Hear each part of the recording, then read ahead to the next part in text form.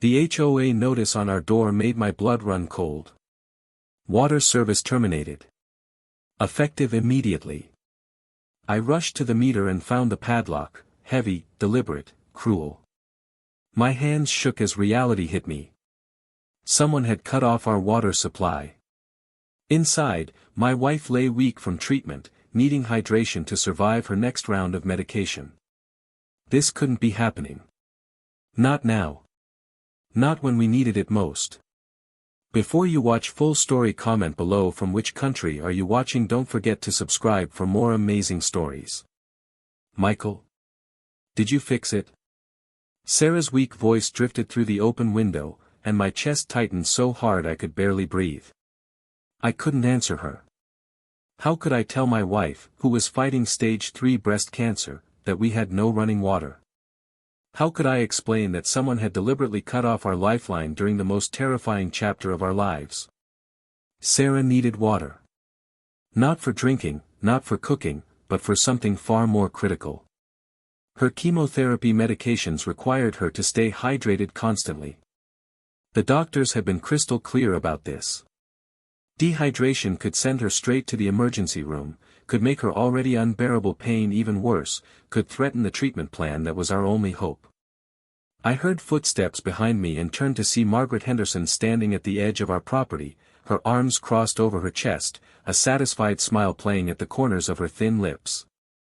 As the HOA president of Willowbrook Estates, Margaret had made our lives miserable for the past 6 months, but this was beyond anything I could have imagined.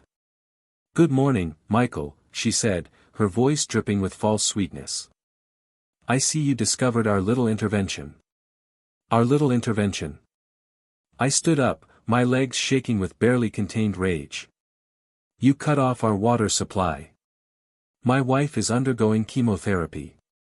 She needs water to survive." Margaret's smile didn't waver. "Perhaps you should have thought about that before violating HOA regulations. Your lawn is 3 inches too long. You received 2 warnings, which you ignored. The bylaws are very clear about enforcement measures." I felt like I was falling into a nightmare. 3 inches.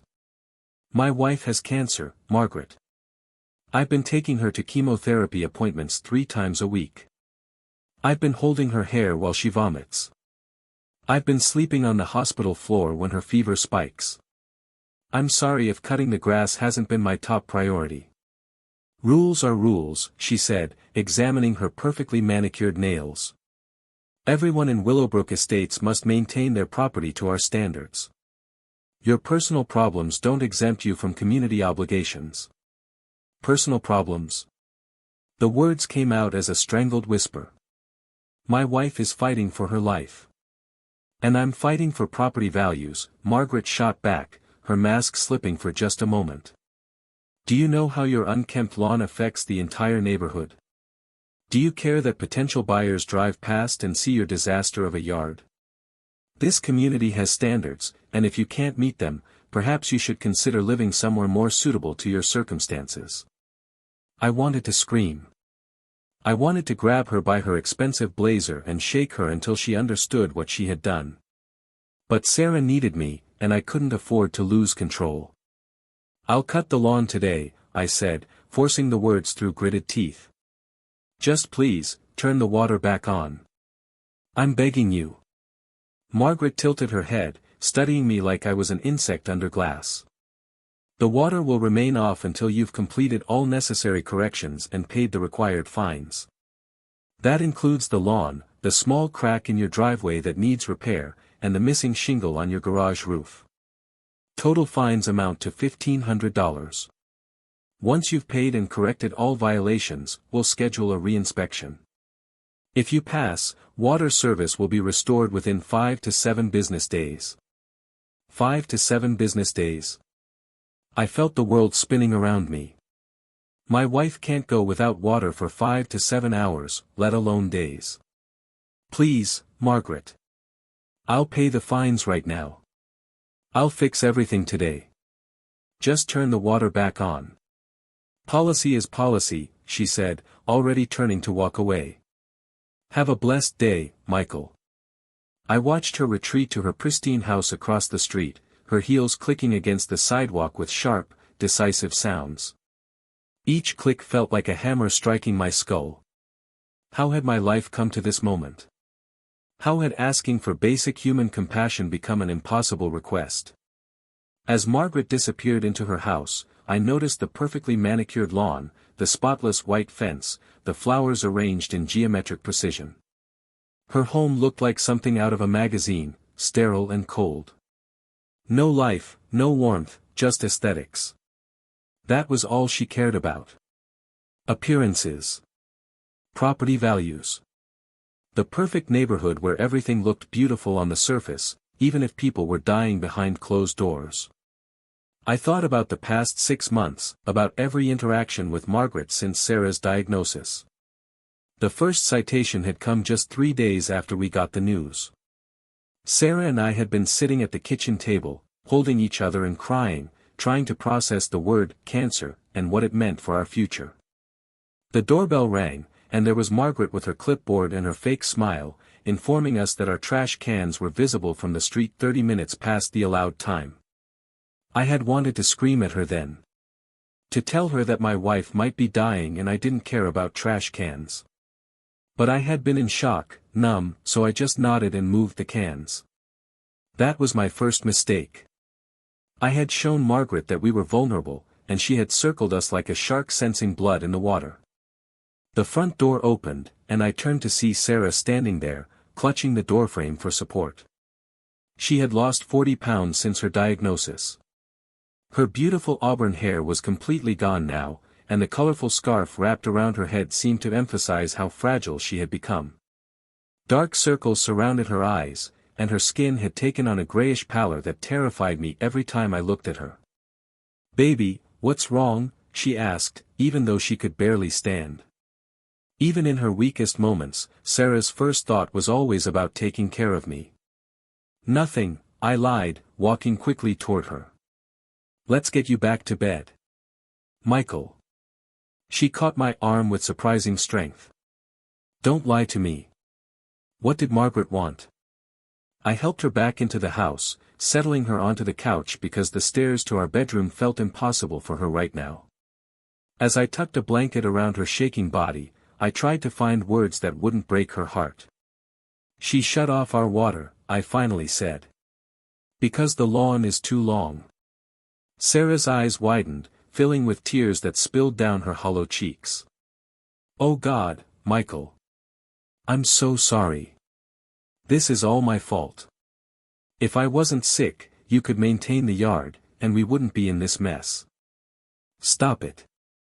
I knelt beside her, taking her cold hands in mine. "This is not your fault. You didn't ask for cancer. You didn't ask for any of this. Margaret is just a cruel, heartless person who cares more about grass length than human life. What are we going to do?" Sarah whispered. "I need to take my medications in 2 hours, and I have to drink at least 32 ounces of water with them. The doctor said dehydration could cause kidney damage with this round of chemo." My mind raced through options, each more desperate than the last. "I'll go buy bottled water. Lots of it. And I'll call a plumber to see if they can remove the lock. Can we afford that?" Sarah's voice cracked. "The medical bills are already drowning us." She was right. The cancer had devastated us financially. Despite having insurance, the co-pays, deductibles, and uncovered treatments had emptied our savings account. We had already borrowed money from my parents, Sarah's sister, and maxed out 2 credit cards. The $1,500 fine Margaret demanded might as well have been $15 million. "Don't worry about money," I told Sarah, kissing her forehead. "I'll figure it out. I always do." But as I grabbed my keys and headed for the door, I felt fear clawing at my throat. I didn't know how to figure this out. I was exhausted, terrified, and completely out of options. The hardware store was 15 minutes away, and I loaded the car with every gallon jug of water I could fit. The cashier looked at me strangely as I paid with my last credit card, but I didn't care what she thought. I just needed to get back to Sarah. My hands shook as I swiped the card, praying it wouldn't be declined. The total came to $237 for water. Water that should have been flowing through our pipes for pennies. Water that was a basic human right. I signed the receipt and felt a piece of my dignity crumble away. Loading the car took 3 trips back and forth. Each gallon jug felt heavier than the last, not because of the weight but because of what it represented. Failure. My failure to protect my wife from the cruelty of someone who saw her suffering as nothing more than an inconvenience to property values. An elderly man in the parking lot stopped to watch me load the jugs. "You preparing for something, son?" he asked kindly. "Something like that," I muttered, not wanting to explain. "Well, good luck to you," he said, tipping his hat. "Hope everything works out." I almost broke down right there in the parking lot. This stranger's simple kindness, offered without knowing anything about my situation, was more than Margaret had shown with full knowledge of what she was doing to us. When I pulled into the driveway, I noticed a black sedan parked on the street. As I started unloading water jugs, a man in his 50s stepped out of the vehicle. He wore casual clothes, jeans and a polo shirt, and had kind eyes that crinkled at the corners when he smiled. "Excuse me," he called out. "Do you need some help with those?" "I'm fine," I said automatically, because accepting help felt like admitting defeat. "You don't look fine," the man said gently. "You look like someone carrying the weight of the world." "I'm James, by the way. I was just visiting my mother down the street when I saw you loading up." "That's a lot of water." Something about his genuine concern broke through my defenses. Maybe it was exhaustion, or maybe I was just desperate to talk to someone who didn't look at me with judgment. "Our HOA president shut off our water," I said, the words tumbling out in a rush. "My wife has cancer and she needs water for her medications, but Margaret Henderson decided our lawn was more important than my wife's health." James's expression shifted from concern to shock to something that looked like cold fury. "Margaret Henderson did what?" "You know her?" I asked. "Everyone in this town knows Margaret," James said quietly. "She's been the HOA president for 5 years now. I've heard stories about her tactics, but nothing like this. This is unconscionable." "Tell me about it," I said, grabbing 2 more jugs. "But what can I do? She has the HOA bylaws on her side, and I don't have the time, money, or energy to fight her. I just need to keep Sarah alive." James helped me carry the water into the house. When he saw Sarah on the couch, pale and weak, I watched his jaw tighten with visible anger. "Ma'am," he said softly, "I'm so sorry you're going through this. Both the illness and the cruelty of your neighbor." Sarah managed a weak smile. "Thank you. I'm sorry we're not better hosts. Under different circumstances, I'd offer you coffee and cookies." "Under different circumstances, I'd accept," James said. "But right now, I want you to focus on getting better." He turned to me. "Can I speak with you outside for a moment?" We stepped onto the porch, and James pulled out his phone. "I need to make a call. Do you mind?" I shrugged, not understanding what he was doing. James dialed a number and waited. "Hi, it's James Morrison. I need you to send a public works crew to 2547, Maple Street immediately. There's been an illegal water shutoff, and we have a medical emergency situation." He paused, listening. "I don't care what Margaret Henderson says she has authority to do. She doesn't have authority to endanger someone's life.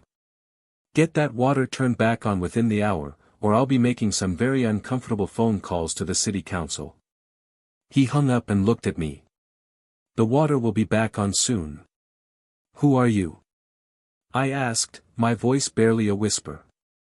James smiled slightly. "James Morrison. I'm the mayor of this town. My mother lives 3 houses down, and I was visiting her when I saw you struggling with the water jugs.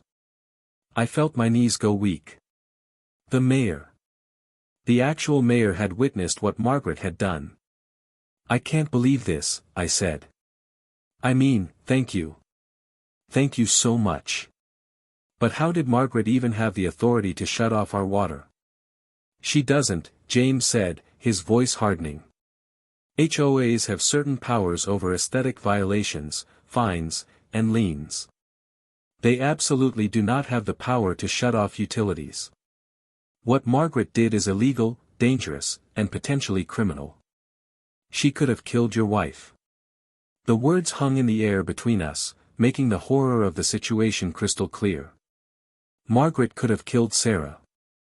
Over 3 inches of grass. What happens now? I asked. Now, I make sure your water is restored, and then I start asking some very serious questions about how Margaret Henderson has been running this HOA, James said. Would you be willing to file a formal complaint? Yes, I said without hesitation. But I'm worried about retaliation. Margaret has made our lives hell for months. If she finds out we complained to the mayor. She won't be in a position to retaliate, James interrupted. Trust me on that. But I need to understand the full scope of what's been happening. Can you tell me everything? So I did. I told him how Margaret had started targeting us 6 months ago, right after Sarah's diagnosis. How she had issued citations for every tiny infraction, real or imagined. How she had tried to fine us for having Sarah's wheelchair ramp installed without HOA approval, even though we had submitted the paperwork and never received a response. How she had threatened to put a lien on our house if we didn't repaint our front door to an approved color. How she had called the police claiming our medical equipment delivery van was parked illegally, even though it was in our own driveway. I told him about the night Sarah had a medical emergency at 3 in the morning. The ambulance had parked in front of our house with its lights flashing, and the paramedics had rushed her out on a stretcher. The next day, Margaret had left a citation on our door complaining about the disturbance and demanding we schedule medical emergencies during reasonable hours. I had crumpled up that citation and thrown it in the trash, but the memory of it still made my blood boil.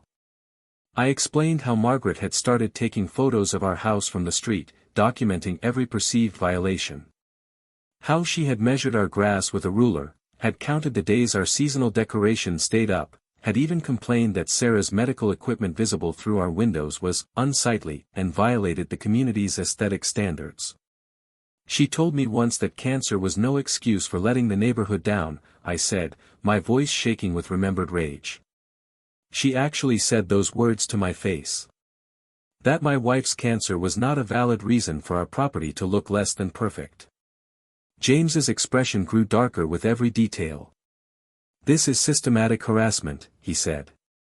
And targeting someone with a serious illness makes it even worse. Has anyone else in the neighborhood experienced similar treatment? I don't know, I admitted. Sarah and I have been pretty isolated since her diagnosis. We don't really interact with neighbors anymore. We're just trying to survive. That's understandable, James said. But I suspect you're not the only victims of Margaret's power trip. People like her don't usually limit their cruelty to one target.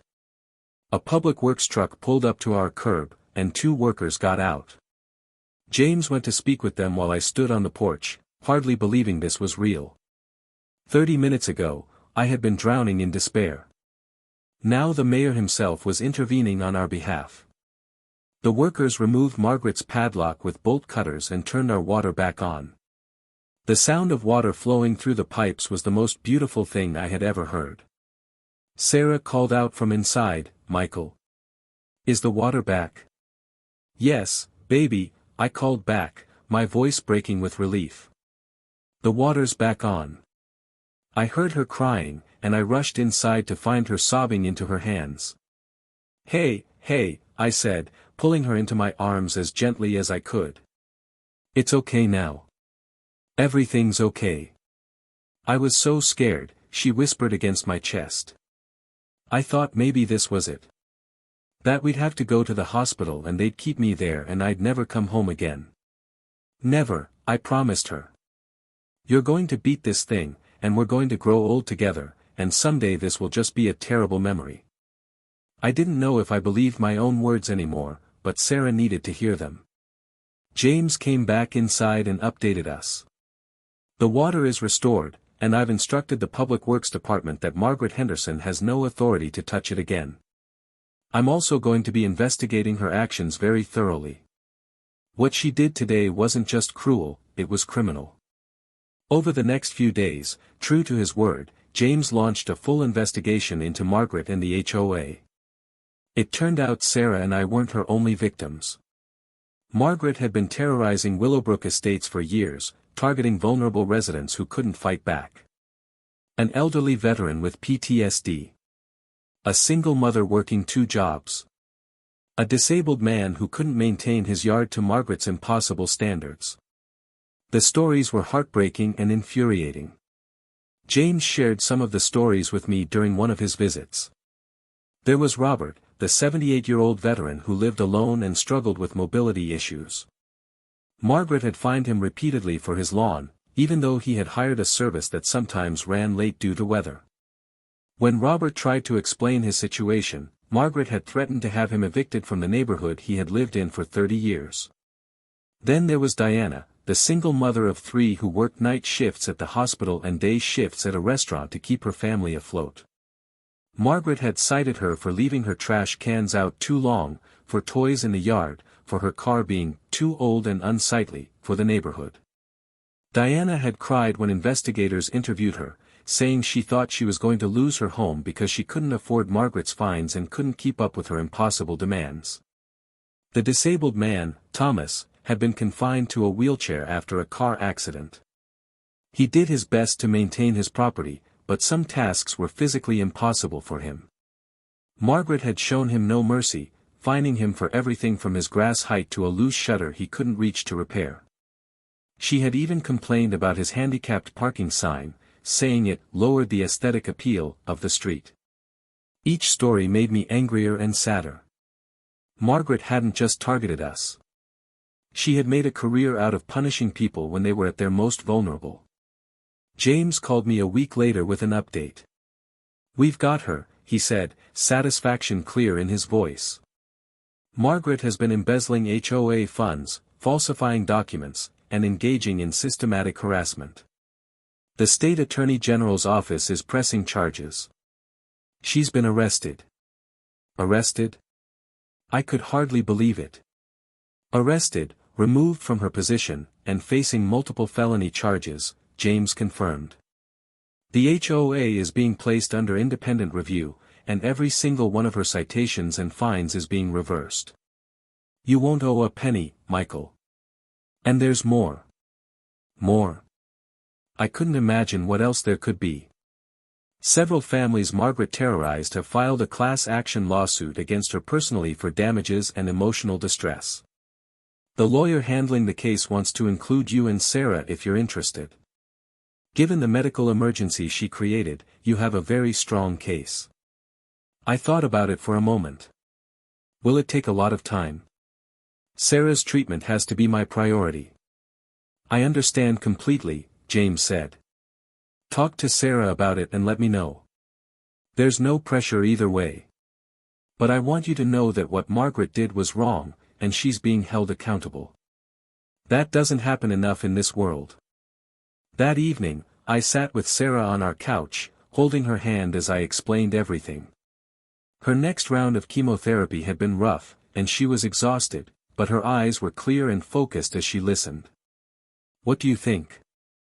I asked when I finished. Do we join the lawsuit? Sarah was quiet for a long moment. Will it help the other people she hurt? Probably, I said. The lawyer thinks a strong case will mean better settlements for everyone. Then yes, Sarah said firmly. I don't want money for revenge, Michael. I want to make sure Margaret can never do this to anyone else. If our story helps protect other families, then it's worth it. I squeezed her hand gently. You're remarkable, you know that. Most people would want revenge. I'm too tired for revenge, Sarah said with a small smile. I just want justice. And I want to focus on getting better so we can live our lives without being afraid of our HOA president. The lawsuit moved forward, and the evidence against Margaret was overwhelming. She had abused her position for years, targeting vulnerable residents and enriching herself through fraudulent fines and misappropriated funds. The court case was brutal for her, with victim after victim testifying about her cruelty. When it was my turn to testify, I spoke clearly about the day Margaret shut off our water. I described Sarah's medical condition in detail, explaining how dehydration could have damaged her kidneys or sent her into crisis. I showed photos of Sarah during that period, looking frail and terrified. I read portions of her medical records that detailed the specific hydration requirements for her treatment. The courtroom was silent when I finished. Even Margaret's lawyer looked uncomfortable. Margaret herself sat at the defense table, her face pale and drawn. She had aged 10 years in the months since her arrest. Gone was the smug, self-satisfied woman who had stood in my driveway and told me rules were rules. Now she just looked small and defeated. The judge's verdict was swift and severe. Margaret was convicted on multiple counts, including reckless endangerment, embezzlement, and harassment. She was sentenced to prison time, required to pay substantial restitution to all her victims, and permanently banned from serving on any HOA board. The civil lawsuit resulted in a significant settlement. Sarah and I received enough money to pay off our medical bills completely, with some left over for future treatment costs. But more importantly, Margaret's assets were used to compensate all the families she had harmed over the years. The new HOA board, elected by actual democratic vote rather than Margaret's rigged system, immediately implemented reforms. Reasonable rules. Compassionate enforcement. Special accommodations for medical situations. Everything an HOA should be but rarely is. James Morrison visited us several times during Sarah's treatment, always bringing flowers or food or just offering his support. He told us that our case had sparked reform throughout the city, with other HOAs being investigated and regulated more strictly. You too turned something terrible into something that will help countless families, he said during one visit. That takes real courage. Sarah, looking slightly better after her latest round of treatment showed promising results, smiled at him. We just wanted to stop her from hurting anyone else. Mission accomplished, James said warmly. Months passed. Sarah's treatment continued, with good days and bad days, progress and setbacks. But through it all, we had one less thing to fear. No more threatening letters. No more impossible fines. No more wondering if our HOA president would find some new way to make our nightmare worse. The grass in our yard grew to exactly the right length, maintained by a service paid for by the settlement money. Sarah's wheelchair ramp stayed in place without anyone complaining. Her medical equipment vans parked in our driveway without incident. One evening, almost a year after the water shut off, Sarah and I sat on our porch watching the sunset. She had completed her final round of chemotherapy, and while we were waiting for the test results that would tell us if she was in remission, she looked stronger than she had in months. Her hair was starting to grow back, soft and fuzzy like a baby chick. Do you remember that day? She asked quietly. When you found the lock on the water meter? Every detail, I said. It's burned into my memory. I thought we were going to lose everything, Sarah admitted. Our home, our savings, maybe even my life. I felt so helpless. But we didn't lose, I reminded her. We fought back. Well, you fought cancer, and we fought Margaret together. Sarah leaned her head on my shoulder. No, baby. You fought cancer with me.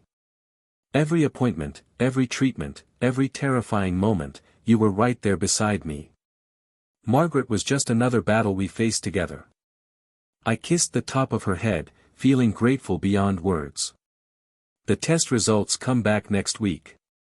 I know, she said. I'm scared. Me too, I admitted. But whatever they say, we'll handle it. Together. The test results, when they finally came, were better than we dared hope. Sarah was in remission. The cancer was gone, at least for now. We knew it could come back, that we would live with that fear for years. But in that moment, holding each other in the doctor's office and crying tears of relief and joy, none of that mattered. We had survived. Both the cancer and Margaret Henderson. As for Margaret herself, I heard through the neighborhood grapevine that she was serving her sentence in a minimum security facility. Some people said I should feel sorry for her, that she was a sad, bitter woman who let power corrupt her. But every time I tried to summon compassion, I remembered Sarah's face when she asked what we were going to do about the water. I remembered how close we came to a medical crisis that could have killed her. Margaret had looked at my dying wife and decided that grass length was more important than human life. That kind of cruelty doesn't deserve sympathy. It deserves exactly what she got, consequences. The neighborhood had changed too. Without Margaret's reign of terror, people were friendlier, more supportive of each other. When Sarah came home from her final treatment, neighbors we barely knew left flowers and cards on our doorstep. The elderly veteran Margaret had tormented brought us homemade soup. The single mother sent her kids over with a cheerful drawing wishing Sarah good health. It turned out that when you remove a source of fear and cruelty from a community, kindness rushes in to fill the void. One afternoon, about 18 months after everything happened, someone knocked on our door.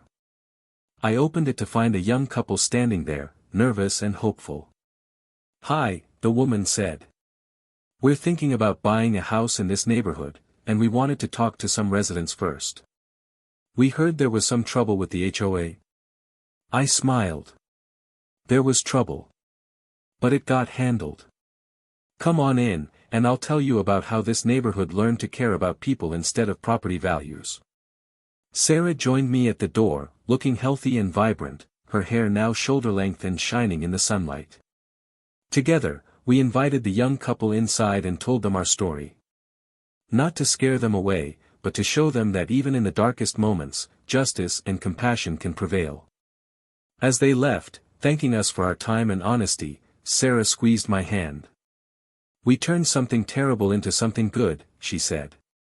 "Margaret wanted to break us, but we're stronger now than we ever were." She was right. The nightmare Margaret had put us through had been horrible, but surviving it together had shown us what we were capable of. We had faced cancer, cruelty, and crushing fear, and we had come through the other side. Our lawn was perfectly maintained now, but it didn't matter anymore. What mattered was that Sarah was healthy, Margaret was paying for her crimes, and our community had learned an important lesson about the difference between rules and humanity. Sometimes justice takes time. Sometimes it requires a mayor happening to drive by at exactly the right moment. Sometimes it demands courage you didn't know you had. But it's always worth fighting for. Years later, I still think about that day Margaret shut off our water. Not with anger anymore, but with gratitude. Gratitude that James Morrison happened to be visiting his mother. Gratitude that we found the strength to speak up. Gratitude that the system, however imperfectly, eventually worked. Most of all, gratitude that Sarah is still here beside me, cancer-free and thriving, living proof that sometimes the good guys really do win. And Margaret Henderson? She learned the hardest lesson of all, that when you trade your humanity for power over others, you lose everything that matters. She sits in her cell, probably still convinced she was just enforcing the rules, never understanding that some rules aren't worth the cruelty they require. But we understand. Sarah and I know now that compassion isn't weakness, that asking for help isn't failure, and that standing up to cruelty, even when you're at your most vulnerable, is the strongest thing you can do. Our water flows freely now. The grass grows at exactly the right height. And every time I turn on the faucet, I remember what it felt like to have that basic necessity stolen from us, and I'm grateful all over again for the justice that restored it. That's the thing about surviving something terrible. It teaches you to appreciate what others take for granted. Every glass of water. Every day Sarah wakes up healthy. Every moment of peace in our home. Margaret tried to break us during the worst time of our lives. Instead, she made us unbreakable. And that's a victory worth more than any settlement money could ever buy. 5 years have passed since that terrible day. Sarah remains cancer-free, her 5-year scans showing no signs of recurrence. We celebrated that milestone with tears of joy and gratitude, knowing how close we came to losing everything. The neighborhood has transformed completely. The new HOA board operates with transparency and compassion. They've established a hardship committee that provides support for families facing medical crises, financial difficulties, or personal emergencies. They named it the Sarah's Hope Committee, after my wife, which made her cry happy tears for an entire evening. Robert, the elderly veteran, still lives in his home, now supported by volunteer neighbors who help with yard work. Diana's children play freely in their yard without fear of citations.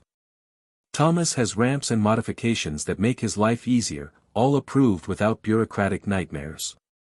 Last month, we received a letter from a family 3 states away. They had read about our story online and wanted us to know it had helped them fight their own HOA's unreasonable demands.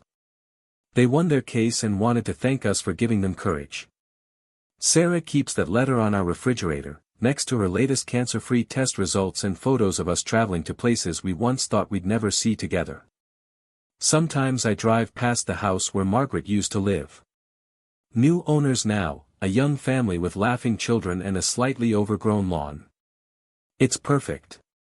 Life taught us that cruelty can come from unexpected places, but so can kindness, justice, and hope. We survived the worst that both cancer and Margaret Henderson could throw at us. And every morning when I wake up next to Sarah, healthy and whole, I'm reminded that love and resilience will always triumph over hatred and pettiness. Our water flows freely. Our grass grows naturally. And our hearts are full of gratitude for every single day we get to spend together in the home that Margaret tried so hard to take from us but only made us love more.